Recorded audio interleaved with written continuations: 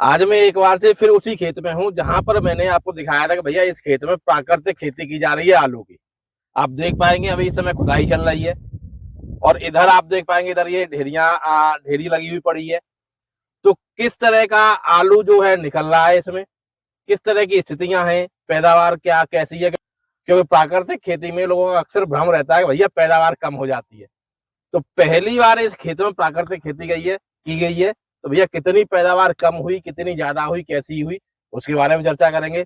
आलू किस तरह का निकल रहा है, आलू में से पहले जो समस्याएं थी उनका समाधान हुआ है नहीं हुआ है, सारी चीजें देखेंगे। और सबसे बड़ी बात, इस खेत में हूँ जिसमें मैंने लगातार आपको दिखाया कि भाई साइज क्या हो गया, इस पर जो छिड़काव किए गए, किस किस चीज के किए गए, कैसे किए गए और किस तरह से इसमें जो है प्राकृतिक खेती को अपनाया गया। तो आज इसका परिणाम देखने का समय आ गया है कि प्राकृतिक खेती का परिणाम किस तरह का आ रहा है।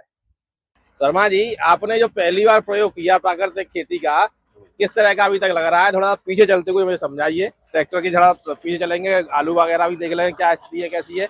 तो अभी तक का ये परिणाम अब आया है इसका, तो परिणाम को देखते हुए कैसा अनुभव हो रहा है, कैसा महसूस हो रहा है? पहले तो आपके चैनल के माध्यम से मैं सभी अपने किसान मित्रों को और श्रीमान सचान साहब को, जो कि हमारे प्राकृतिक खेती के गुरु हैं, हम तो उनको अपना गुरु मानते हैं जी, उनको मैं सादर प्रणाम करता हूं, नमन करता हूं।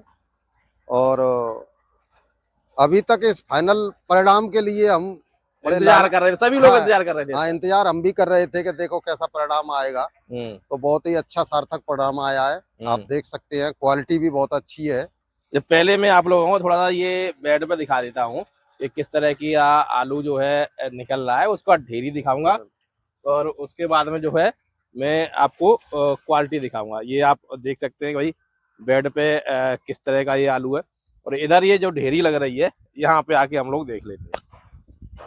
आप जो सार्थक परिणाम कह रहे हैं, तो किन कारणों से आपको ये सार्थक लग रहा है कि भैया आपकी मेहनत सफल हुई या ये परिणाम सार्थक? ऐसा है, देखो हमने इसमें केवल गोबर का खाद और जीवामृत की 2 बार प्रोसेसिंग की थी हमने। एक तो खेत में जब पानी भर जाता है उस समय डाला था, फिर बुआई के समय पे हमने खाद में मिला के इसको डाला था। संजीवनी के 4 स्प्रे इसमें हुए हैं।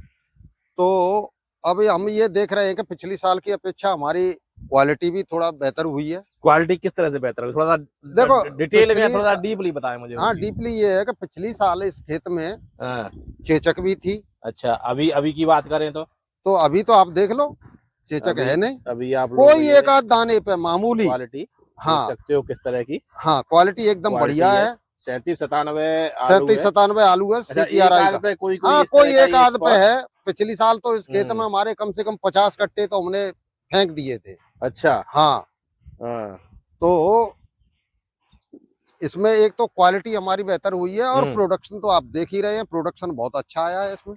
जबकि क्षेत्र में कहें या जहां भी कहें, प्रोडक्शन की स्थिति ये है कि ज्यादातर लोगों का कहना, अधिकतर लोगों का 99% लोगों का कहना ये है कि औसत प्रोडक्शन जो आ रहा है वो काफी कम आ रहा है। किसी का मतलब औसत अगर निकालें तो 25 से 30 कट्टे या 20 से 30 कट्टे का जो है पक्के बीघे में प्रोडक्शन कम है। हाँ, नहीं तो हमारा तो ठीक आया है, आप देख लो। और हम भी संतुष्ट हैं अब कि प्राकृतिक खेती की जाए। मैं तो आपके चैनल के माध्यम से सभी अपने किसान मित्रों को, किसान बंधुओं से ये कहूंगा कि आप सचान साहब के सानिध्य में आइए। वो बहुत लंबे अरसे से इस पर काम कर रहे हैं किसानों को जागरूक बनाने के लिए, क्योंकि हमारा जो लागत है आलू की वो बहुत ज़्यादा है। इसमें केमिकल की भरमार हम लोग करते हैं।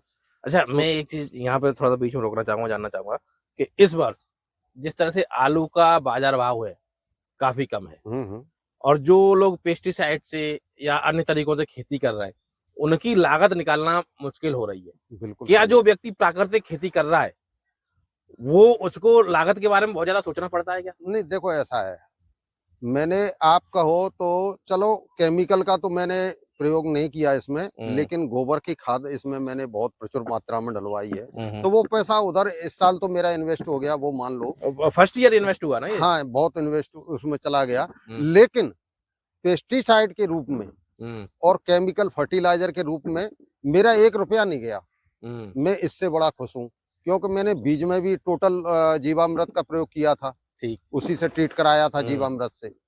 और नहीं तो मेरे 30-35 40,000 तक की अमिस्टो प्राइम और ये आती है दवा, वो लग जाती थी। इस साल मैं बिल्कुल बाजार लेने गया ही नहीं। अच्छा, जैसे अन्य लोगों की मैं कॉस्ट की बात करूं तो उनकी लागत देखते हुए उन्हें बड़ी समस्या हो रही है इस बाजार भाव में। कम से कम जो प्राकृतिक खेती कर रहा है व्यक्ति, उसको इतनी ज्यादा समस्याएं तो नहीं होगी ना, उसकी लागत इन लोगों की अपेक्षा तो काफी कम रहेगी ना। नहीं, कम रहेगी। और वही है कि खेत में कार्बन अपना बढ़ाएं। अब कार्बन आप किस रूप में बढ़ा सकते हैं? खेत में जो है फसल अवशेष होते हैं उनको गलाएं, उनको डालें। और अगर उपलब्ध है तो गोबर की खाद डालें आप, तो केमिकल फर्टिलाइजर से और आपका पेस्टिसाइड से तो बचा जाएगा, तो आपकी इनपुट कॉस्ट बहुत नीचे आ जाएगी। थोड़ा एक दो ढेरी पे और देख लेते हैं। और ये भी बताएं आपको हाँ। कि जो सचान साहब ने जिस तरीके से जो प्रोसेस हमको बताया था कि आप खेत में जिस समय पानी भर जाता है उस समय अगर डालेंगे तो ज्यादा फायदेमंद है, तो इस खेत में हमने उसी तरीके से डाला है। अच्छा। हाँ, इसमें जब पानी भरा था उस समय भी हमने डलवा दिया था, फिर बुआई के टाइम भी।